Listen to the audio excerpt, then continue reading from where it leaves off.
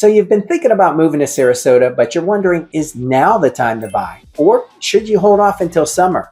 Or how about this fall when interest rates might come down? Or will they come down? Or will they go back up? Are they going to stay the same all year? Or what's going to happen?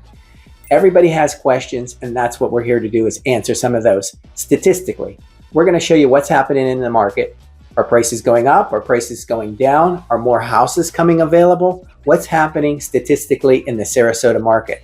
We're going to answer those questions, and we're also going to answer a question about mega buyers, meaning those big giant corporate buyers. Are they actually influencing the market? Are they driving prices up and taking all the homes?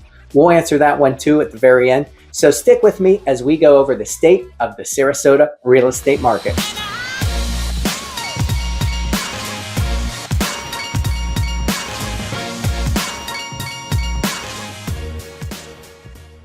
So here we are, deep into selling season. Spring training has already started. Soon spring breakers will be down here, and the snowbird season has been in full swing. You can just see it out on our roadways. So now would be a good time to update you on the state of the Sarasota real estate market.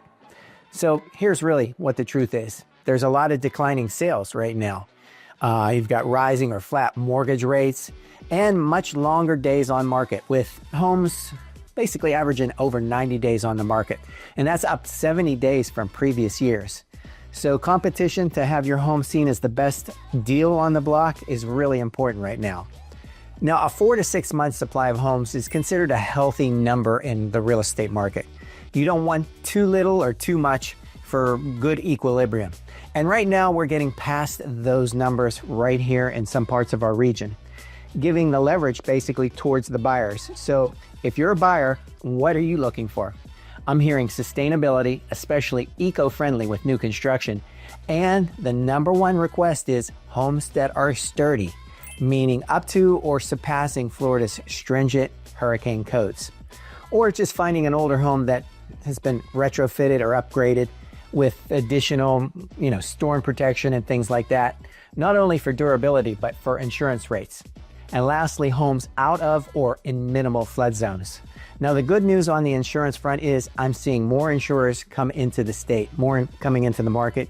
And I've been really seeing reasonable rates for many different reasons. New roofs, being outside high-risk areas, high zones. In other words, off the barrier islands and not on the coastline. Now, this is all good news for buyers because this may be the best time to buy when you have your most leverage.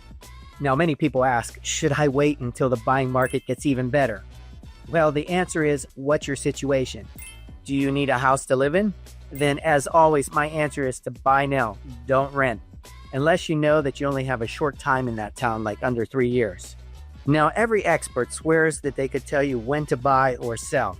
Well, unless they have a crystal ball, that's always a lie. No one ever knows when you're at the very bottom or very top of the market. So, in a few months, we could have a rate cut that has a bunch of buyers just jumping off the fence and causing plenty of new competition. So even though it's a buyer's market, homes are still moving. In fact, 300 to 500 homes in Sarasota go under contract every single week. But even better for buyers, I'm seeing double that many price decreases. Once again, some sellers are stuck in the past, and thus they overprice their home. Remember, everyone thinks that their home is better than the neighbors down the street, when all that they actually have is a new paint job, and then they want to price it $60,000 higher. And unfortunately, you have listing agents out there who are afraid to tell their customers the truth. Remember, it's not personal, it's statistical. And then you have the other type of listing agent, the ones who like to buy the listing. And by that, I mean, they tell potential sellers that their home is worth a little more than the comps actually say, so that they can sew up the listing or buy the listing, only to go back in a month or two after they have the listing and ask the owners for a huge price drop. So why else would you think there'd be such ridiculous number of price reductions? Now, homes like that can go one of two ways. The sellers often get frustrated, they chase down the market, and they basically give up, and sometimes you can really get a great deal on that. Or then you have the know-it-all seller who just sticks to their guns and basically miss the market entirely, and they never sell. Now, pricing a home is an art and a science, And you need to price it where the market is going, not to where it's been. So here's a chart that shows the recent historical data of the price points at which homes sold for in Sarasota. As you can see, there's a sweet spot between the $400,000 and $600,000 range. And as you notice, we also have a healthy affluent market here with a large segment over 1 million. So as a buyer, when you're working with me, we not only go after existing opportunities on the market, we also go after hidden opportunities, not on the market. Hidden homes that are off the market that we have a proven system to bring to the surface. Homes that have virtually no competition among other buyers. Just reach out today or schedule a free Zoom call so we can go over it and show you how we get these deals and how you can get your absolute best deal on your next new home. This is also a terrific time to get a great deal on a new home, as builders are ramping up incentives as the inventory grows. Now, a lot is happening in the builder world, and remember, I am your local new home expert as we track this area of the market extremely close, bringing you the latest info and all the news, like last week's county decision to approve and expand Lakewood Ranch further southwest with an additional 5,000 homes on 4,100 acres. So as always, make sure that you subscribe and tap that notification bell so we can help you and keep you up to date on all the great deals and all the new developments. So I also wanted to address what many people have been hearing or asking about.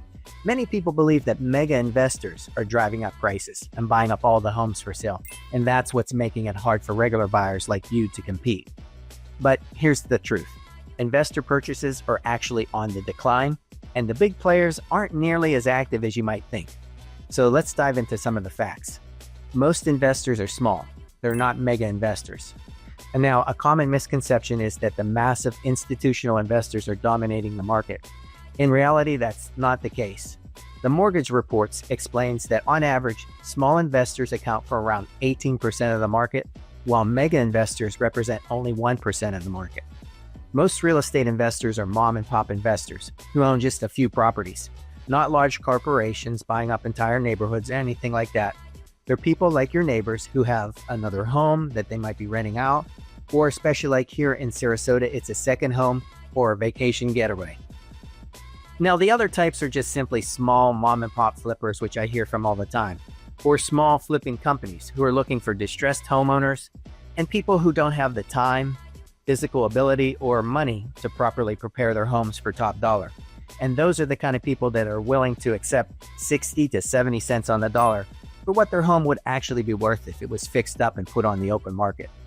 So what about the big investors that you're hearing about in the news? Lately, those institutional investors, the ones that they make the headlines, they've pulled back quite a bit and aren't buying as many homes. So according to John Burns Research and Consulting, that all-time peak was in the second quarter of 2022. Institutional investors, basically those who own over 1,000 single-family homes, only made up 2.4% of home sales back then, and that number has come substantially down. By the third quarter of 2024, that number had fallen to just 0.3%. So investors are clearly more reluctant to buy in today's market. But why? Well, the answer is like everyone else, largely because of higher mortgage rates and home prices have made it less attractive for them. Because after all, they're all about making big profits. Now, the idea that Wall Street investors are buying up all the homes and making it impossible for you to compete goes against what the data is saying. While home investors are still in the market, they're not nearly as active as they were in years past. Now, any time is a great time to be a buyer when you know how to buy homes for less. But over the next few months, it should be even easier as higher inventory and higher than previous year's interest rates push sellers to the center. Your negotiation window is open wider than it has been in many years. Just call, text, or email today so I can help guide you right through it. For Living and Buying in Sarasota, I'm Rob Rovnak. I'll see you on the next one. Bye for now.